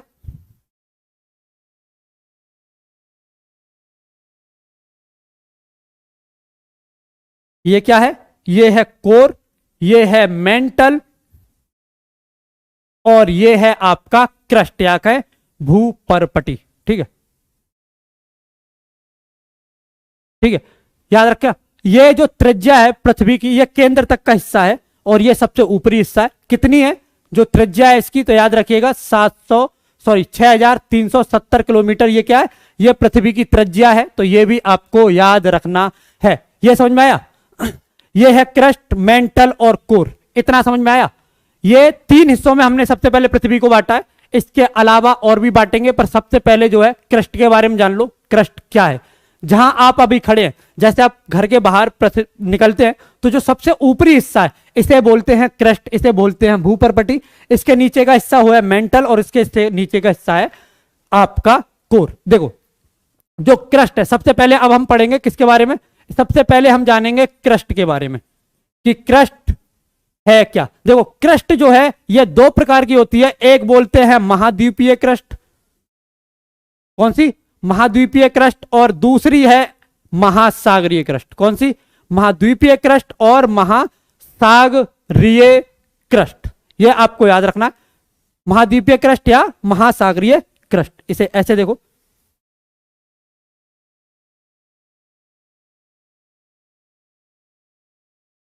मतलब ये जो क्रस्ट है ये है पानी, मान लो, तो ये कौन सी क्रस्ट हो गई, ये हो गई आपकी महासागरीय और ये हो गई आपकी महाद्वीपीय। मैं दिखा देता हूं नीचे जिससे कि आपको दिक्कत ना हो।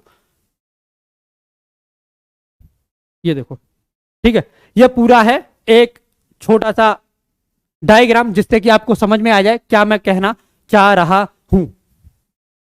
आज पृथ्वी का सारा खत्म नहीं कराना, पर जो आंतरिक कोर में जितनी भी चीजें हैं वो सारी हम यहां पर खत्म करेंगे और इस क्लास को आप शेयर जरूर कर देना। देखो क्या कह रहा हूं, ये जो है हिस्सा, ये रेड वाला जो दिखाई दे रहा है आपको, ये येलो वाला, ये क्या है, ये पृथ्वी का सबसे ऊपरी हिस्सा है क्रस्ट, जहां आप खड़े होते हैं, जहां जैसे आप चलते हैं, साइकिल चलाते हैं, आप घूमते फिरते, कार वगैरह जो चला रहा है, ये सब हिस्सा है क्रस्ट का। ये आसानी से टूटने वाला हिस्सा होता है, आसानी से ये टूट जाता है, छड़ भंगुर टाइप का होता है, मतलब बहुत ही आसानी से जो टूट जाए, ये हिस्सा होता है इसका क्रस्ट। अब ये भी 2 तरह का होता है, जो महासागर के नीचे जो क्रस्ट है, जो क्रस्ट महासागर के नीचे है इसे कहते हैं महासागरीय क्रस्ट। कौन सी, महासागरीय क्रस्ट। और जो क्रस्ट स्थल पर है, स्थल के नीचे है, ये दिखाई दे रहा है जैसे पर्वत पहाड़ जो है, तो इसे कहते हैं महाद्वीपीय क्रस्ट। कौन सी, जो महाद्वीप के नीचे क्रस्ट है उसे बोलते हैं महाद्वीपीय क्रस्ट। देखने से ही लग रहा है कौन सी क्रस्ट ज्यादा अधिक है, तो याद रखिएगा इसकी जो मोटाई है, महासागरीय क्रस्ट की मोटाई, इसकी मोटाई कम है, इसकी मोटाई होती है 3 से लेकर 5 किलोमीटर तक, बस इसकी मोटाई कितनी होती है, 3 से लेकर 5 तक। महाद्वीपीय क्रस्ट की मोटाई होती है 30 से लेकर लगभग 70 किलोमीटर तक। कितनी, 30 से लेकर लगभग 70 किलोमीटर तक इसकी मोटाई होती है। हिमालय के नीचे जो क्रस्ट की मोटाई है वो लगभग 70 किलोमीटर है, बाकी और पास देखोगे तो लगभग 30 किलोमीटर के पास दिखती है। तो ये आपको याद रखना है, ये आज हम खत्म कर देंगे, 5-7 मिनट का टॉपिक है बस, उसके बाद कुछ नहीं है। ठीक है, इतना आपको समझ में आया, इतना आपको समझ में आ गया। ठीक है, चलिए अब क्या देखते हैं, अब देखते हैं मेंटल। क्या है, अब देखते हैं मेंटल।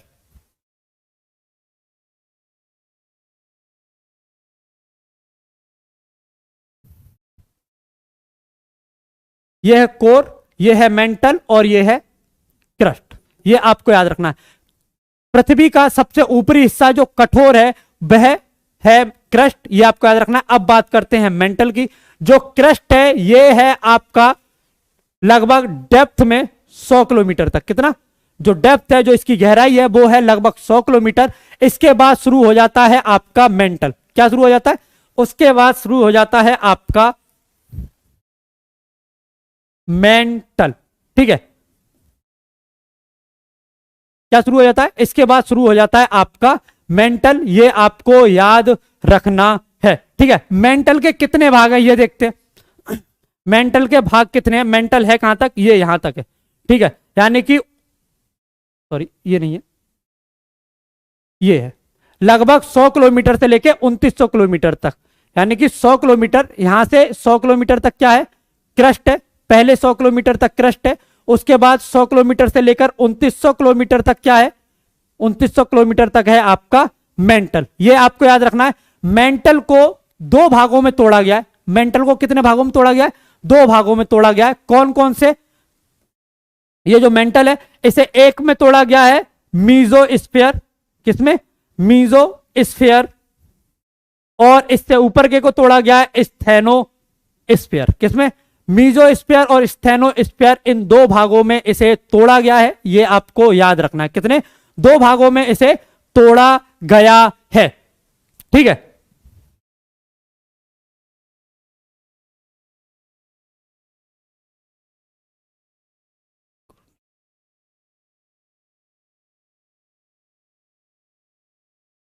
ये देखो, ठीक, मेंटल कहां से कहां तक है, मेंटल है यहां से लेकर और आपका यहां तक, ये है आपका मेंटल का हिस्सा, ठीक है। इसे दो भागों में तोड़ा गया है, कौन से में, एक है आपका एस्थेनोस्फीयर और एक है आपका मेसोस्फीयर स्फीयर, तो इसे आपको याद रखना है, ठीक।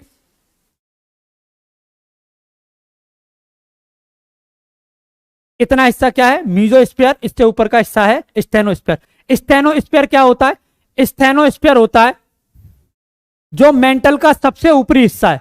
ये जो हिस्सा है मेंटल का, मेंटल का ये जो सबसे ऊपरी हिस्सा है, ये जो है इसे कहते हैं स्टेनोस्फीयर। ये आपको याद रखना है, क्या कहते हैं इसे, इसे कहते हैं स्टेनोस्फीयर। इसके ऊपर होता है लिथोस्फीयर, ये भूपर्पटी जो आपने पढ़ी थी, क्रस्ट भूपर्पटी, प्लस जो स्टेनोस्फीयर का सबसे ऊपरी हिस्सा है उसे मिलाकर बनता है अपर मोस्ट पार्ट ऑफ, इसे कह सकते हैं स्टेनोस्फीयर का,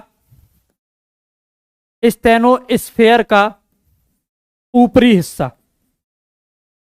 इन दोनों को मिलाकर बनता है आपका लिथोस्फीयर। तो ये आपको याद रखना, क्या बनता है, लिथोस्फीयर, इन दोनों को मिलाकर बनता है, तो ये आपको याद रखना है। कितने तक होता है, 2900 किलोमीटर तक ये है। इसके बाद शुरू होता है आपका कोर, जिसमें है लिक्विड, सॉरी, जिसमें है एक आउटर कोर और एक है आपका इनर कोर। सबसे नीचे का हिस्सा जो कोर का है वो है आपका इनर कोर, और इससे ऊपर का हिस्सा वह है आउटर कोर। इनर कोर यानी कि आंतरिक कोर, कौन सा, आंतरिक कोर, ठीक है। और इसका ऊपर का हिस्सा जो है ये हो जाएगा आपका बाह्य कोर, कौन सा, बाह्य कोर हो जाएगा इसके ऊपर का हिस्सा। तो ये आपको याद रखना है।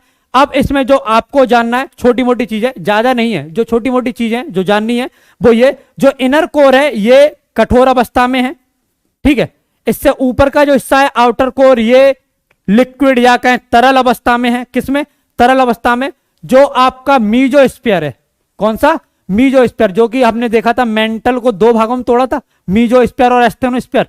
तो जो नीचे का हिस्सा है मीथोस्फीयर, मीजोस्फीयर, ये कठोर अवस्था में, किसमें, कठोर में। और जो एस्थेनोस्फीयर है, ये याद रखना एस्थेनोस्फीयर कौन सा है, क्योंकि ये बहुत जरूरी है, आने वाले जो आप पढ़ेंगे उसमें एस्थेनोस्फीयर आप जरूर पढ़ेंगे। ये किसमें, ये तरल अवस्था में, ये लगभग जेली फॉर्म में है। और इसके ऊपर है क्रस्ट, जो कि है आपका कठोर अवस्था में या रिजिड अवस्था में। तो ये आपको याद रखना, इतनी सी चीज है जो आपके शरीर, जो आपकी पृथ्वी है, इसका जो इंटीरियर है वो इतना ही है, इसे आपको याद रखना है। अब जो चीज इसमें देखनी है वो ये कि कैसे पता चला कि पृथ्वी के अंदर का हिस्सा क्या है, कैसी कैसी चीजें हैं, कि कौन सा लिक्विड है, कौन सा जो है आपका कह सकते हैं तरल है, कौन सा कठोर है। तो याद रखिएगा, इसके लिए कुछ प्रत्यक्ष साक्ष्य मिले, जिसे जो प्रत्यक्ष साक्ष्य जिसके लिए इसके लिए जो उपयोग किए गए वो थी एक खनन या खुदाई। मतलब जैसे आप पृथ्वी में छेद करते हुए, खोदते हुए नीचे जाएं, जैसे जैसे आपको चीजें मिलती चली जाएं, आप पता लगाते रहें कि ये चीजें जो हैं यहां नीचे हैं। तो ये आपको याद रखना है, एक खनन।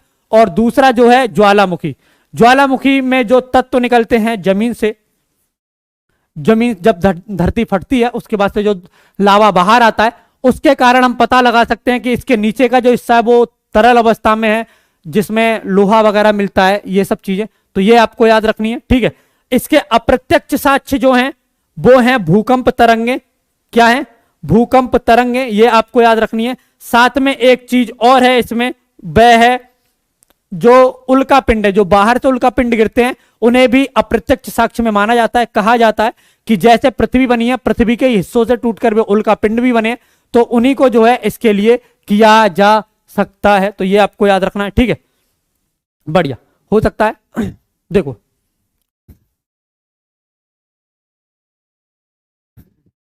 बहुत बढ़िया, क्या हो जाएगा, ये इतना समझ में आ गया। इतना समझ में आ गया। इसे एक बार फिर से देख लेते हैं बढ़िया से, अच्छे से, जिससे कि कोई दिक्कत ना हो आपको। देखो, यह है पृथ्वी का स्ट्रक्चर अंदर का। इसका जो ऊपरी हिस्सा है यह है आपका क्रस्ट। क्या है? क्रस्ट। यह है आपकी महासागर, जिस क्रस्ट के ऊपर महासागर है उसे बोलते हैं महासागरीय क्रस्ट। जिसके ऊपर महाद्वीप है उसे बोलते हैं महाद्वीपीय क्रस्ट। इनकी जो मोटाई है वो कम है, और जो महाद्वीपीय है इनकी मोटाई तो है वह थोड़ी सी ज्यादा है। लिथोस्फीयर किसे बोलते हैं? इसे बोलते हैं भूपर्पटी को, जो भूपर्पटी है, प्लस एस्थेनोस्फीयर का जो ऊपरी पार्ट है, जो मेंटल का सबसे ऊपरी पार्ट है, उसे बोलते हैं लिथोस्फीयर। ये आपको याद रखना है। जो मेंटल है इसे कितने भागों में तोड़ा गया है? 2 भागों में। ऊपरी भाग जो है, जो 100 से 400 किलोमीटर के बीच है, इसे बोलते हैं एस्थेनोस्फीयर। क्या बोलते हैं? एस्थेनोस्फीयर। और इसके नीचे का जो भाग है इसे बोलते हैं मीजोस्फीयर। क्या बोलते हैं? मीजोस्फीयर इसे बोलते हैं। ये आपको याद रखना है। इसके नीचे है कोर, जिसमें ऊपरी हिस्सा जो है इसे बोलते हैं आउटर कोर, और जो निचला हिस्सा है इसे बोलते हैं इनर कोर। क्या बोलते हैं? Inner core. तो ये आपको याद रखना है। एक चीज जो आपको याद रखनी है, जो पूछी जाती है, वो ये कि क्रस्ट किससे बनी है, क्रस्ट में कौन से तत्वों की अधिकता है। तो याद रखिएगा सियाल, यानी कि सिलिका और एल्यूमिनियम, इन 2 चीजों की अधिकता मिलती है क्रस्ट में। ये आपको याद रखना है। जो मेंटल है, मेंटल में क्या है? मेंटल में है सीमा, सिलिका प्लस मैग्नीशियम, सिलिका और मैग्नीशियम। और जो आपका कोर है इसमें क्या मिलता है? इसमें मिलता है निफे, यानी कि निकेल, और Fe यानी कि आयरन, यानी कि लोहा। तो इतनी सी चीजें ये आपको जरूर याद रखनी है। और याद रखिएगा, इस क्लास को शेयर करना मत भूलिएगा। इस क्लास को आपको शेयर करना नहीं भूलना है। अगर आप इसे देखना चाहते हैं तो एक बार इसे भी देख लीजिए। देखो कितनी है? 370 पूरी किलोमीटर में लंबाई है। यह है आपका क्रस्ट, ठीक है। यह है कॉन्टिनेंटल क्रस्ट, यह है आपकी ओशियनिक क्रस्ट। इतना हिस्सा जो 100 किलोमीटर तक का है इसे बोलते हैं अपर मोस्ट मेंटल, यानी कि जो एस्थेनोस्फीयर है इसका सबसे ऊपरी हिस्सा यह है। इसके बाद ये बोलते हैं पार्शियली मोल्टन एस्थेनोस्फीयर। मोल्टन का मतलब होता है पिघला हुआ हिस्सा। कौन सा? पिघला हुआ हिस्सा। जो एस्थेनोस्फीयर है उसका ऊपर का हिस्सा जो थोड़ा सा पिघला है, थोड़ा सा ठोस है, थोड़ा पिघला है, जेली लाइक फॉर्म में। तो ये आपको याद रखना है। ये है, ये जो हिस्सा है जैसे 100 से 200 किलोमीटर के बीच जो है, ये है आपका पार्शली मोल्टन एस्थेनोस्फीयर, मतलब हल्का सा पिघला हुआ एस्थेनोस्फीयर। इसके नीचे है 200 से 400 के बीच, ये है सॉलिड स्टेनोस्फीयर, मतलब जो एस्थेनोस्फीयर है वो कठोर अवस्था में है। 400 से 670 के बीच है मेंटल संक्रमण, मतलब जो लोअर मेंटल है और जो एस्थेनोस्फीयर है ये दोनों एक दूसरे से मिलते हैं, इन दोनों के बीच में। फिर 670 से 2900 किलोमीटर के बीच में है लोअर मेंटल। क्या है? Lower mental. इसके बाद नीचे जो है ये है आपका आउटर मोल्टर कोर, यानी कि पिघला हुआ क्रोड का ऊपरी हिस्सा जो कि पिघला हुआ है। उसके नीचे है आपका इनर सॉलिड कोर, यानी कि क्रोड का सबसे निचला हिस्सा जो कि कठोर है। तो इतनी सी बात है, इतना आप जान जाओगे, फिर आगे हम पढ़ेंगे। ठीक, ये भी सेम ही है, इसमें भी कुछ ऐसा खास है नहीं। और याद रखिएगा, अगर आपने बैचेस नहीं लिए हैं तो आप रेलवे ग्रुप डी और पुलिस कांस्टेबल के लिए बैचेस ले सकते हैं, जो कि आपके एग्जाम के पॉइंट ऑफ व्यू से बहुत जरूरी है। ये है रेलवे ग्रुप डी का, जिसमें है आपका श्योर सिलेक्शन बैच। यहां मिलेगा आपको complete recorded batch, PDF, best content, doubt session, जो भी क्लासेस हैं आपकी एकदम बेसिक से होंगी। फुल कोर्स और लाइव क्रैश कोर्स यहां आप कर सकते हैं। आपको 399 में से ज्वाइन करना है, ये नंबर है जिस पे फोन करके आप पता कर सकते हैं। पुलिस कांस्टेबल की अगर आप तैयारी कर रहे हैं तो उसके लिए स्पेशल बैच है, मैथ, रीजनिंग, हिंदी, जीएस आप पढ़ सकते हैं। 399 में ऐसे भी ले सकते हैं। लेखपाल के लिए भी है, आप इसे 399 में इसे भी गेन कर सकते हैं। कितने में? 399 में। इसके लिए भी स्पेशल बैच है, मैथ, सामान्य ज्ञान, सामान्य हिंदी, ग्राम्य समाज एवं विकास यहाँ आपको कराया जाएगा। उत्तर प्रदेश पुलिस और लेखपाल के लिए एक कॉम्बो बैच है, जिसमें मैथ, रीजनिंग, सामान्य ज्ञान, सामान्य हिंदी, ग्राम्य समाज एवं विकास आपको पढ़ाया जाएगा। 499 में ये भी है, तो इन्हें आप परचेज कर लीजिए अगर आपने नहीं किए हैं तो। और जो क्लास है वो हो सकता है थोड़ी सी आपको अजीब सी लगी हो, पर एक बार जरा ध्यान से जरूर देख के आइएगा। कल इससे संबंधित क्वेश्चंस करेंगे। परसों जो है हम करेंगे सी फ्लोर स्प्रेडिंग, जो कि मैंने आज बताया है, इसके अंदर अंदर क्या क्या है, उसके बाद उससे क्या क्या है, ये सब चीजें हम उसमें करेंगे, तो जरूर पढ़ के आइएगा। मैथ रीजनिंग के लिए आपकी क्लास है रोज रात 8 बजे। इसमें आपको एकदम बेसिक से मैथ रीजनिंग कराया जाएगा, कराते हैं अजय सर, तो इस क्लास के साथ जरूर जुड़िएगा।